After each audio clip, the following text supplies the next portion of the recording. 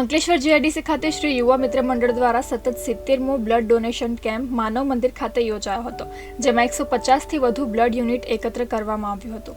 દર 3 મહિનામાં અચૂક બ્લડ ડોનેશન કેમ્પ યોજાતા આવેલ શ્રી યુવા મિત્ર મંડળ દ્વારા આજે યોજાયેલ બ્લડ ડોનેશન કેમ્પમાં મહિલાઓ સહિતના સ્વૈચ્છિક રક્તદાતાઓએ રક્તદાન કરી સેવા કાર્ય કર્યું હતું. આ કેમ્પ દરમિયાન શ્રી યુવા મિત્ર મંડળના ધર્મેશ ડોબરિયા, મયુર કોટડિયા, કાળુ કુંભાણી, સુરેશ જોશી સહિતના સદસ્યો ખાસ ઉપસ્થિત રહ્યા હતા.